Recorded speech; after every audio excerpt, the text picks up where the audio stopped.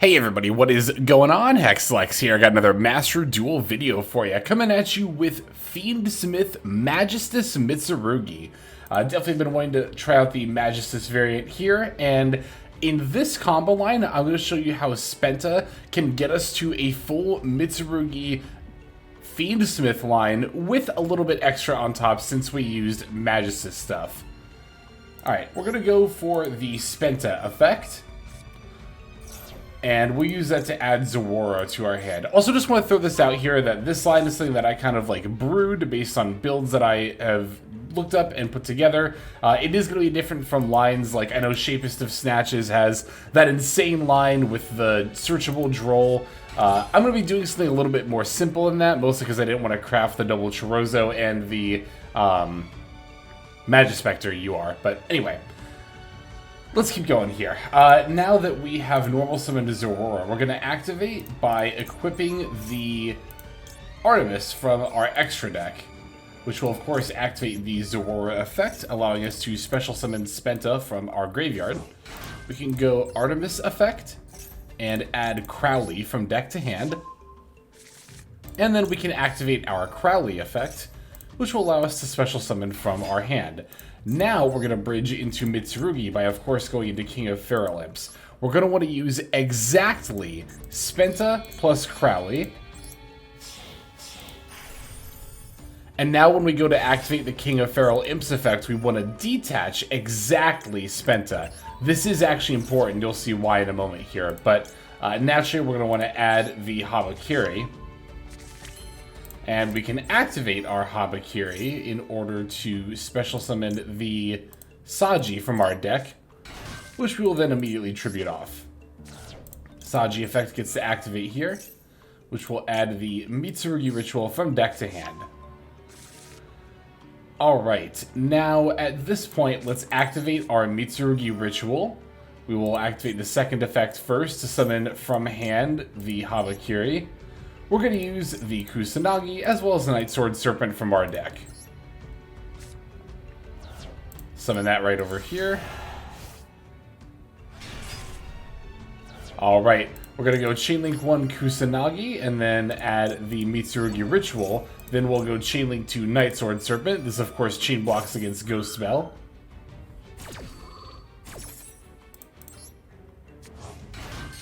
And then, of course, we can add back, the Ritual.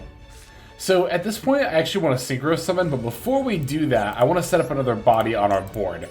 Let's go ahead and use Spenta's Graveyard effect, and we can select the Zawara and equip it with the Nina Ruru from our extra deck. Now, we can special summon Chorozo by sending the equipped Artemis and the equipped Nina Ruru. So, literally just getting out a free body here with the Chorozo. We want to do that before we go into Borreload, using Zawara and Night Sword Serpent. Excuse me. Alright, so Borreload Savage Dragon we can activate on summon, and this will equip the Artemis from our graveyard to it. Okay, now from this point, we can continue going with our Mitsurugi line. Let's activate the Ritual, once again, summoning from our deck the Murakumo, by tributing the Habakiri on field.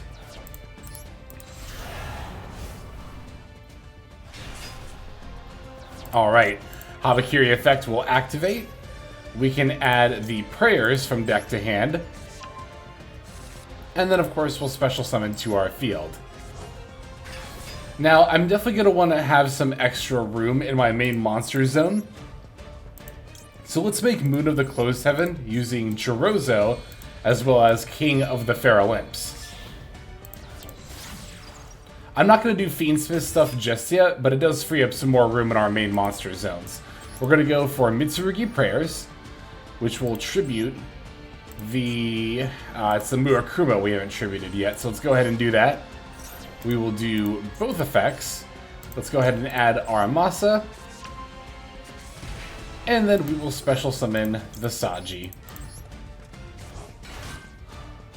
Alright, from here we can go for the Murakumo effect. Let's add another copy of Prayers from deck to hand. And of course, we're going to special summon to our field. Alright, now that we've done that, let's start doing some Fiendsmith stuff. We're going to link off the Moon of Closed Heaven, of course, into our Fiendsmith's Requiem. We can activate the Requiem effect. And we'll special summon the Lacrima, the Crimson Tears from our deck. Lacrima effect will activate, sending Engraver from the deck to the graveyard. And we can then make our Fiendsmith sequence. Let's use Lacrima, the Crimson Tears, as well as the Habakiri in order to do that. We do still want to get some use out of our Engraver, though, in the graveyard. We haven't activated that effect yet, so let's do that. We can put back Moon of the Closed Heaven. Special summon right over here. And then now we can make an IP Masquerade using Saji as well as Engraver. Perfect. Now that we've done that, let's activate our sequence effect. We can make Fiendsmith's Lacrima. You could make Desiree here if you wanted, but we're going to go for an Appaloosa instead. Let's use those two. Special summoning Fiendsmith's Lacrima over here. We can activate and revive the Engraver.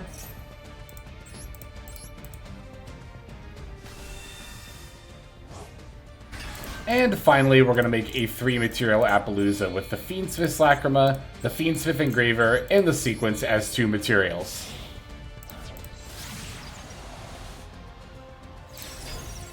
Let's get in a little bit of burn damage, because why not? Put back the sequence. Also just recycles our entire engine. And then we can set prayers. And there you have it. So by opening Spenta, we end on 3-material Appaloosa, board load for the Omni Negate. Of course, the Murakumo has the negate/discard plus the board wipe, which can be triggered by the prayers at any time, and the IP Masquerade to go into SP. We also search an Aramasa, and we still have the other 4 cards in our hand. So yeah, there are some other Magistus end boards that can be a little bit more crazy if you include some other more unique stuff in the extra deck. But like I said, I wanted to go for a super generalized build, so this is what I've got here.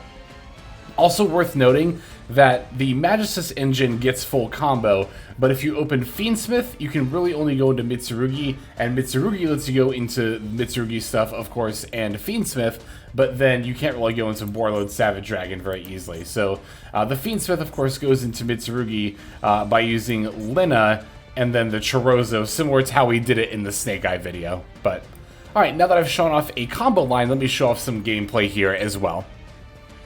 Okay, let's start off by taking a look at a going second game against Magistus Ryzeal, or sorry, Mitsurugi Ryzeal. I always do that because they both start with M, but yeah, Mitsurugi Ryzeal, of course, that is the deck to beat in this meta. But when you open Droll plus Fua, it tends not to be the most difficult.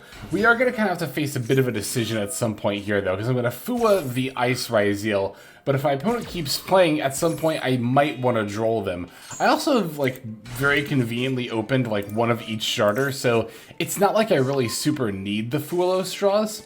I decided not to Droll here on the X Ryzeal. I slightly ended up regretting that, because it actually gets my opponent a pretty insane amount of bodies here. They're going to make the Starliege Photon Blast Dragon before then also going into King of the Feral Imps to start their bridge into Mitsurugi. And at this point, I was like, okay, they're doing a little bit more than I would like here, so I'm going to throw out Droll and Lockbird at this point. I don't want them to be able to search the ritual, but it turns out they already had it in their hand, so they can just go full Mitsurugi combo anyway. Had I known they had the ritual in hand, of course, I would have let them activate the Habakiri in hand effect. Or let them activate the ritual first to get more draws off the Fua, but this is still important, the Droll and Lockbird, because it's going to stop my opponent from extending further into the Mitsurugi engine, but also because of where they ended off, it's going to kind of stop them from doing much with Ryzeal either. Or at least going into Detonator, because they can't, like, they would need to go into Duo Drive in order to be able to do that. Unfortunately for me, they did also open Star Ryzeal to set the cross as well. So they can't end on Detonator, but they do get to end on Duo Drive with the cross up, as well as, of course, the Murakumo. The Starliege Photon Blast Dragon is also, of course, making everything in play untargetable with one face down card. So I decided to lead with my Fiendsmith engine here because it's the one that requires like the least amount of commitment as far as like normal summon or resources go.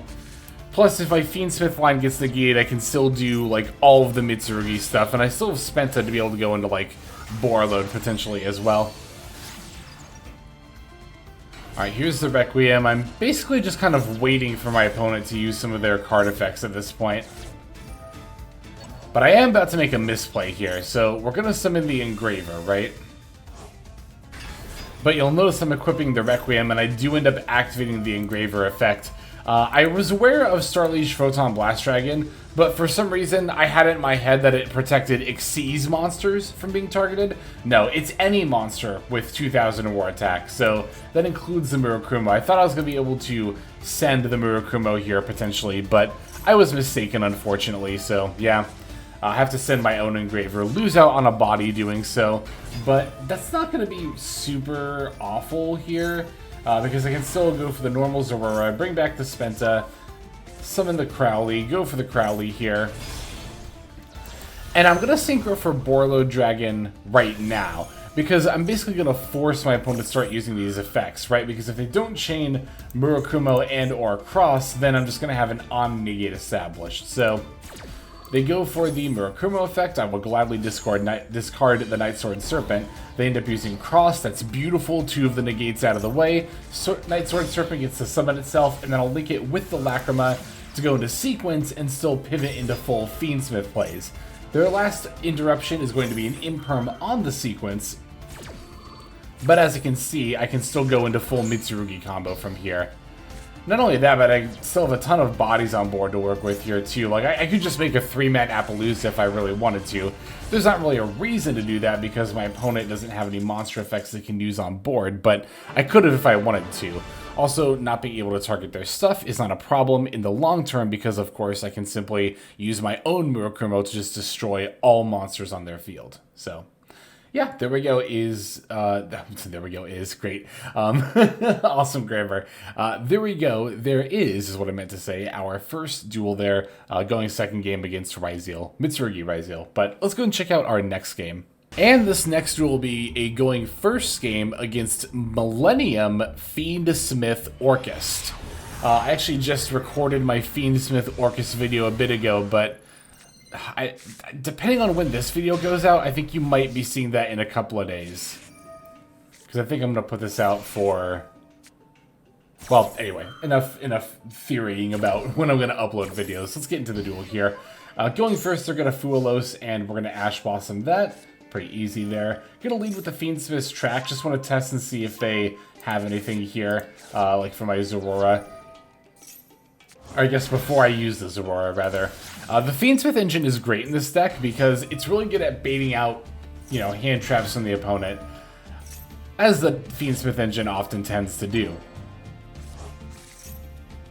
But in this case, because I can go normal summon Zorora, which isn't quite full combo, but is still going to be a lot of plays, including Mitsurugi stuff, mainly Mitsurugi stuff, what I'm going to do is I'm going to go sequence for the Fiendsmith's Lacrima, and then I'm going to go into an Appaloosa.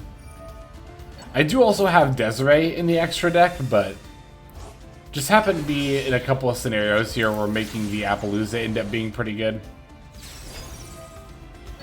Do a little bit of burn damage, cycle back to sequence. Now we can go normal summon Zorora, equip the Artemis, Artemis F in order to add Spenta, Spenta F in order to special, or discard rather in order to add Crowley. Not special. Special summon the Crowley. And then now we're going to go for the King of Pharolymphs. Little bit of a difference here in this game. I was still on Caesar, yeah. So I hadn't added the Mina Ruru, the other Magistus Xyz, to my extra deck yet. This was actually kind of the game that made me realize, oh, if I had that, I could have summoned Chorozo, and I would have had an extra body here. So that's why I didn't go for it there. But anyway, yeah, King of Pharolymphs lets me go straight into my Mitsurugi line. Yeah, here I was like, well, I could summon Chorozo like this, and that is actually useful here, because it means I'm going to get to end on the Boarload Savage Dragon. Also, sorry if you heard a noise a second ago. I think I bumped my chair into my desk there. But, anyway. Habakiri gets summoned. We can go for Kusanagi, Chainlink 1, Night Sword Serpent, Chainlink 2. Yeah, so even if you're not playing the Minaruru, which is optional in the grand scheme of things, it is still important to have the Chorozo for the ability to pivot into the Boarload Savage Dragon, potentially. Yeah, here's the Murakumo from the deck off the Ritual. Habakiri Graveyard effect adds prayers, and then revives itself. Going for the prayers, we can tribute the Murakumo in order to add Aramasa, but more importantly, we get to special summon Saji, as well as then Murakumo effect to add another prayers and then revive itself.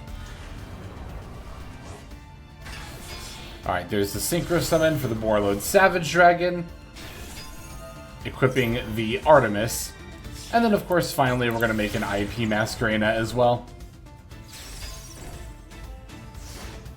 Alright, setting prayers and call by going into our opponent's turn. Very standard end board for what this deck typically ends on. They're going to lead with the Sengenjin. I'm just going to Murakumo now, just to make them discard a card. Why not? They end up discarding Hard Horror, so I was like, okay, let's call by that before that becomes a problem. Call by is actually pretty great here, because not only does it stop the Hard Horror that's in their graveyard, but if they end up setting up another Hard Horror later, we can stop that as well. Now, Ash Blossom negated the Sengenjin here, but it's worth noting that my opponent did special summon World Crown to the zone that my Appaloosa was pointing to. World Legacy World Crown has an effect where when a monster on the field that was special summoned from the extra deck activates its effect, you can tribute this card to get the activation, and if you do, destroy it. So, if I try to activate Appaloosa, IP, or Boarload, then I'm going to lose it to the World Legacy World Crown.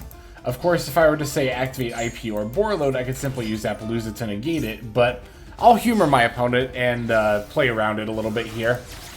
I'm going to not use my extra deck monster effects here for a second as they go Lacrima for Requiem, Requiem for Engraver. They go to equip the Requiem, and then I'm like, alright, let's just go for the prayers, tribute the Murakumo. We can add and summon, but of course, more importantly, we're going to revive the Murakumo. Can even chain block it with the Kusanagi effect here. Alright, so Ritual gets added back, and the Murakumo is going to add another prayers before reviving itself. And we can board wipe. So, no more Engraver pop with the Requiem, no more worrying about the World Crown. They can revive the Engraver if they want, but they only have one other card in hand, and I still have not used any of my 3 Appaloosa negates, my Boarload negate, or my IP yet. Alright, I have one more duel to show off before we go into our deck breakdown here. And this last game is going to be against a pure Mitsurugi build. It's actually one that's using Fossil Dyna, which of course is something you can do with the Gallant Granite, because you don't typically use your normal summon in most lines there. But taking the first turn, they're going to try to fire off a draw, or I guess technically standby phase, Fuolo, so I'm going to chain my own Ash Blossom here. This hand's a little ride or die on the Habakiri, which I don't always love, because all it takes is one Ash Blossom or something similar in order to stop that. But Saji does get to add the Ritual here, however the Ritual then is going to get stopped by the Impulse. Impulse also could have negated the Habakiri as well. So I'm just going to T-set, that is to say, set a monster and 1 spell or trap card, Night Sword Serpent, and Impulse before passing.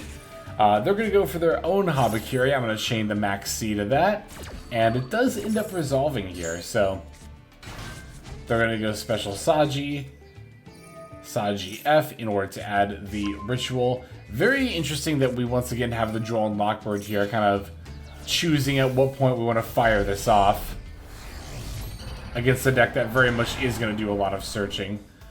So they go for the Murakumo here, and then they are going to end up with the Habakiri here. They're going to add, I think, prayers. Yeah, prayers. So at this point, I was like, okay, I don't want prayers to go off, and I have Spenta, which is going to be plays on my follow-up turn. So I'm just going to Droll and Lockbird now. That way I'm going to hopefully avoid getting OTK'd, because my opponent can't really use prayers at all here to like tribute Murakumo and go into more plays. Sure enough, they are going to simply battle and then pass, which is really good for me.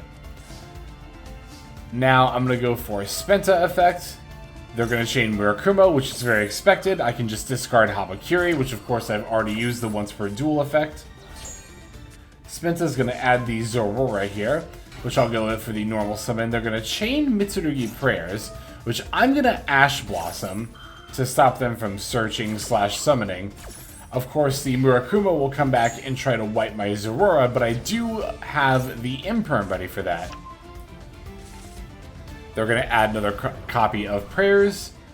Murakumo gets summoned, activates its effect. I chain Imperm to negate, and if they don't have any hand traps, we're actually in the clear at this point. We can proceed into pretty much full combo.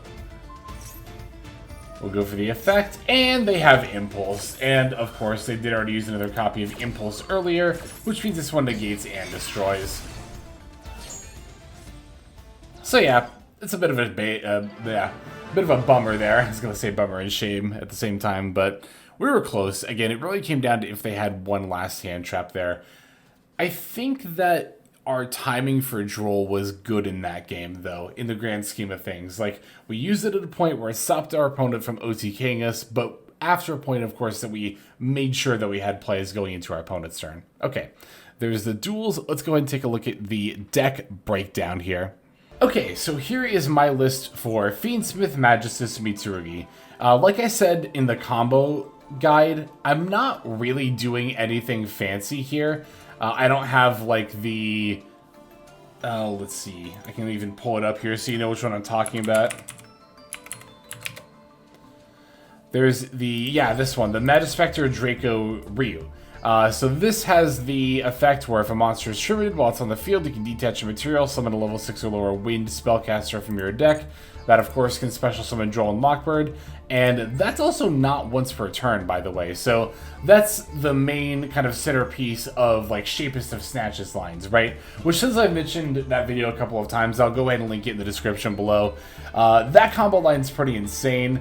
But I decided to go for something a little bit more, like, I guess, average. I mostly just, I don't know, I didn't want to craft this, and I also didn't want to craft a second Chorozo, because I just didn't really anticipate that I'm going to use them in, like, any other deck. And I don't know if I'm going to play this deck a ton. There are other Mitsurugi variants that I tend to like a little bit more, but I think even if you're on a more, like, average build like this, it's still quite good. The end board that I showed off is still very good, and this deck has some pretty good ratios to it. We're on 40 cards, but we have let's see, 1, 2, 3, 4, 5, 6, 7, 8, 9, 10, 11, 12, 13, 14, 15 starters. And even Zorora, if you open that, does get you into Mitsurugi play. So you could even say that's 16 starters, as well as 1, 2, 3, 4, 5, 6, 7, 8, 9, 10, 11, 12, 13, 14, 15 hand traps. So, I don't know, it's like 15, 16 starters, 15 hand traps, an end board that has multiple negates, including Appaloosa and Borreload. It's kind of all of the makings of a meta deck, even if it's not quite as strong as some other things you can do in the meta. I think most of the weakness of this deck comes from the fact that it's a little more easily interrupted than on some other variants of Mitsurugi, right? Like, it's a little bit more susceptible to Droll and Lockbird, as well as just other negates like Nibiru, or just hand traps in general. That said, I do think this deck is a lot of fun, and I think the combo lines are quite strong, even if you don't always get to bridge between them. That is another weakness of this deck. A lot of other Mitsurugi decks, right? Like, it doesn't matter which of your engines you open, you can just keep bridging between them. But with this deck, you kind of have to open Spenta to be able to do everything. Now, if you open Fiendsmith stuff, you can still go into your Mitsurugi plays. If you open Mitsurugi stuff, you can still do Mitsurugi and Fiendsmith. You just don't really have a way to get into your Magistus stuff to then go into, like, Borreload. Again, unless you're on the Magispector rank 4, which again, I wasn't really keen to craft just for this deck. So, yeah, I think that pretty much covers everything I wanted to talk about with this build. So thanks as always for checking this out. Super appreciate you. But why don't we go ahead and move on to our outro. Hey everybody, Hexlex here. Thank you so very much for watching all the way to the very end of the video, which by the way is one of the best ways to support the channel. Speaking of supporting the channel, take a look at the names on screen. These are folks who have been so generous as to either join as a YouTube member or subscribe over on patreon.com/Hexlex to support. There's also perks for doing so. If you would like to see YouTube videos early, as well as some exclusive videos that get uploaded to YouTube, but for one reason or another I decide not to publish, definitely go ahead and hit that join button to see content early, as well as some exclusive content. If you're looking for more exclusive content, over on patreon.com, I upload exclusive videos that are not posted on YouTube just about every single day. Whether you choose to subscribe over on Patreon, join as a YouTube member, or simply continue to watch, your support is greatly appreciated. Thank you so very much. But for now, this is Hexlex. I am signing out, and I hope that you have a fantastic day.